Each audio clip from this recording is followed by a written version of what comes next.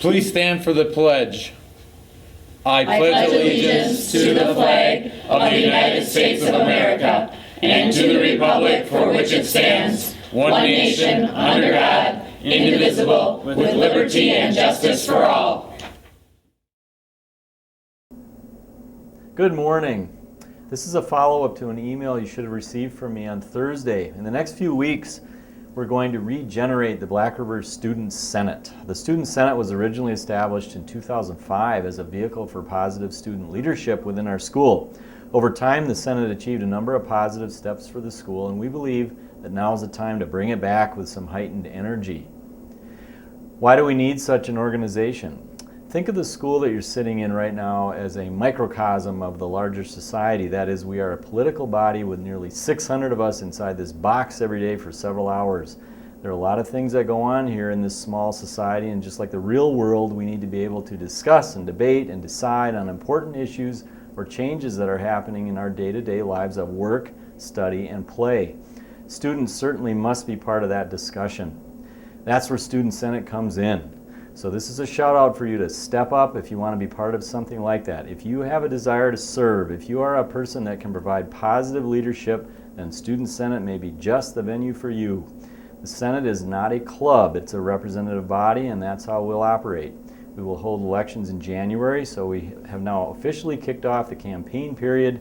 If you're interested in running for Senate, we will have 5 senators per grade, and you need to fill out nomination papers. You can get those from me or Mr. Young Thunder. We're fired up. We're going to be co-advising the newly refurbished Student Senate. Be listening for further announcements in the days ahead. Thank you. Good morning, Tigers. I'm Kyla. And I'm Alec.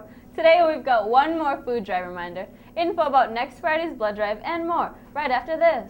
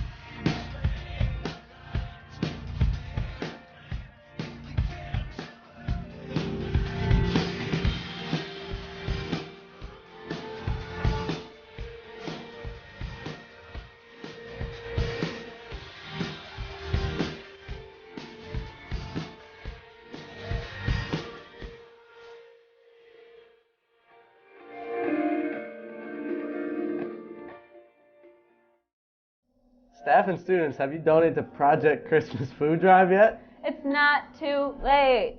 Please bring non-perishable food items to the library or have one of Mrs. Gavin's students pick them up for you on Monday. Thank you for helping your community.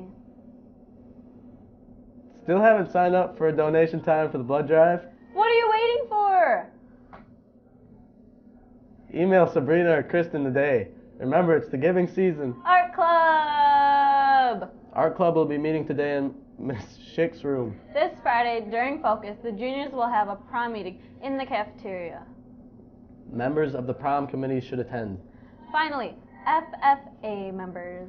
The FFA Alumni Toy Show is this Sunday, December 7th from 9 a.m. to 3 p.m. in the high school West Gym.